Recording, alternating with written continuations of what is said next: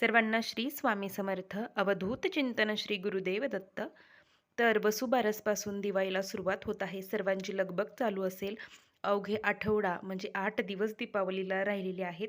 वसुबारसपासून आपल्याला दीपावली सुरुवात होते. गायवासरांची पूजा करायची आहे. त्यानंतर धनत्रयोदशी दिवशी आपल्याला अत्यंत मौल्यवान वस्तू, जी लक्ष्मी स्वरूप आपण मानतो, अशी ही केरसुणी आपल्याला धनत्रयोदशी दिवशी आपल्या घरी घेऊन यायची आहे.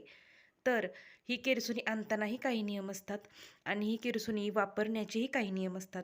आपल्याला बघा, बऱ्याच आता ठिकाणी झाडू वापरले जातात, पण पहिल्यापासून आपल्या घरात लोक हे केरसुणी वापरतात. तर केरसुणीला आपण लक्ष्मी स्वरूप मानतो. तिला कधी पाय लागला तर आपण लगेच पाया पडतो. जुने लोक म्हणायचे की झाडूने कधीही कुणाला मारू नये. तर लक्ष्मी मानतो. त्याचबरोबर आपण जेव्हा गौरी गणपती असतं तेव्हा बऱ्याच भागात लक्ष्मीच्या गौराईंच्या बरोबर या केरसुणीचं देखील पूजन केलं जातं. आमच्या घरी देखील या लक्ष्मीचं पूजन गौराई दिवशी देखील केलं जातं. म्हणजे केरसुणीचं पूजन हे लक्ष्मी समजून गौराई दिवशी सुद्धा आमच्या घरी केलं जातं. त्याचबरोबर हे केरसुणी खरेदी करण्याचे नियम आहेत. तर आपण जेव्हा आत्ता दिवशीला आपण करू शकतो खरेदी. त्याचबरोबर बघा, मुलांचं आणि मुलींचं लग्न ठरल्यानंतर सुद्धा वर्षभर केरसुणी घेऊ नये असाही नियम असतो. त्यामुळे ज्या घरात लग्नकार्य ठरलेलं असतं तिथे वर्षभर केरसुणी खरेदी करायच्या नसतात. त्यामुळे एकदाच म्हणजे 6 किंवा 12 अशा केरसुणी घेऊन ठेवल्या जातात. कारण की आमच्या गावात तशी पद्धत आहे केरसुणी घेण्याची.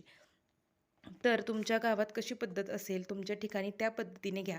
तर आत्ता ज्यांना कुणाला झाडू खरेदी करायचा आहे किंवा करायचाही नसेल तरीसुद्धा अत्यंत शुभ अशी ही लक्ष्मी तुम्ही धनत्रयोदशी दिवशी आवर्जून घेऊन या. तर धनत्रयोदशी दिवशी आपल्याला या लक्ष्मी आणायची आहे. आणि लक्ष्मीपूजनाला आपण जेव्हा लक्ष्मीपूजन करतो तेव्हा याही लक्ष्मीचं आपल्याला पूजन करायचं आहे. तर इतर वेळेस जेव्हा आत्ता लक्ष्मीपूजन सोडून आपण एकतर लग्न कार्याच्या वेळेस ही लक्ष्मी आपल्याला घरी आणायची असते. त्याचबरोबर तुमचा झाडू खराब झालेला असेल किंवा केरसुणी खराब झाली असेल तर तुम्ही मंगळवारी ही नवीन झाडूची खरेदी करू शकता. तर आता तुमचा झाडू जर खराब झालेला असेल, जुना झालेला असेल, तर तो झाडू देखील बाहेर काढण्याची एक पद्धत आहे. तर तुमचा जुना झाडू, जुना केरसुणी घ्यायची ते लक्ष्मीपूजना दिवशी. तर तुम्हाला काय करायचं आहे, जुना झाडू आपल्या घराच्या पाठीमागच्या भिंतीपासून एका सरळ रेषेत घराच्या बाहेरपर्यंत तुम्हाला झाडत यायचं आहे आणि उंबऱ्यावर तुम्हाला जुन्या केरसुणीचा फडा काढून बाहेर टाकून द्यायचा आहे आणि अलक्ष्मी निस्सरण असं म्हणायचं आहे. त्यानंतर तो झाडू एका बाजूला ठेवून द्यायचा आहे आणि जो नवीन तुम्ही झाडू खरेदी केलेला आहे तो लक्ष्मीपूजना दिवशी उंबऱ्याच्या उजव्या बाजूला त्याचं पूजन करायचं व ती लक्ष्मी घरात आणायची व जिथे आपण लक्ष्मीपूजन मांडणार आहोत तिथे पुन्हा एकदा त्या लक्ष्मीचं म्हणजे केरसुणीचं तुम्हाला पूजन करायचं आहे. आता दररोजच्या वापरात आपल्याला केरसुणी कुठे ठेवायची आहे? तर दररोजच्या वापरात आपल्याला केरसुणी ही नेहमी पश्चिम व दक्षिण भिंतींच्या कोपऱ्याला म्हणजे नैऋत्य दिशेला आपल्याला हा झाडू ठेवायचा असतो वास्तुशास्त्रानुसार. किंवा ज्यांना असा कोपरा नसेल किंवा जागा नसेल त्यांनी पश्चिम भिंतीला जरी ठेवला तरी चालेल. पण आता घरं खूप छोटी असतात, तर त्यांनी काय करायचं की कुणालाही बाहेरच्या लोकांना आल्यानंतर आपली लक्ष्मी दिसणार नाही अशी ठेवावी. म्हणजे झाडू केरसुणी कुणाला दिसणार नाही अशी ठेवावी. स्वयंपाकघरामध्ये, किचनमध्ये म्हणजे देव्हाऱ्यात, जिथे देव्हारा असेल तिथे लक्ष्मी ठेवू नये. आपल्याला कुठे ठेवायची आहे, जिथे कुणाला दिसणार नाही. बेडखाली कधीही केरसुणी ठेवू नये. त्याचबरोबर तुमचं देवघर झाडण्यासाठी म्हणजे देवघराखालचं, शेजारचं, आसपासचं झाडण्यासाठी छोटी केरसुणी मिळते, ते तुम्ही सेपरेट वापरावी. घरात ज्याने आपण खरकट लोटतो ती केरसुणी वापरू नये. अंगणात वापरण्यासाठी दुसरी केरसुणी असावी, किचनमध्ये वापरण्यासाठी दुसरी केरसुणी असावी. त्यामुळे हे लक्ष्मी स्वरूप असतो, याला कधीही पाय लावू नये. हा झाडू, हे केरसुणी कधीही कुणाला उगारू नये किंवा तसेच खराब झाडू घरात कधीही वापरू नये. खराब झाडू तुम्ही शनिवारी किंवा अमावस्येच्या दिवशी एखाद्या निर्जन जागी टाकू शकता. त्यामुळे तुम्हाला खरेदी करताना मंगळवारी, धनत्रयोदशी दिवशी अशा शुभ दिवशी खरेदी करायची असतो आणि जेव्हा तुम्हाला खराब झाडू टाकून द्यायचा असेल तेव्हा तुम्ही शनिवारी, अमावस्येला टाकून देऊ शकता.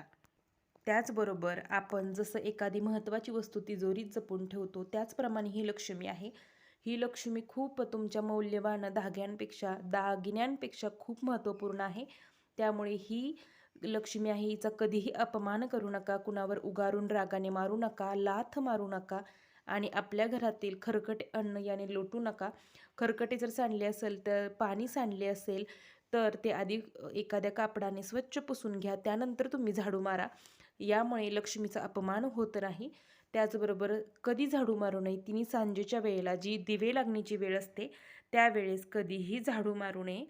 त्याचबरोबर संध्याकाळी झाडू मारू नये आणि एखादे पाहुणे, महत्त्वाची व्यक्ती आपल्या घरातून येऊन गेल्यानंतर कधीही झाडू मारू नये.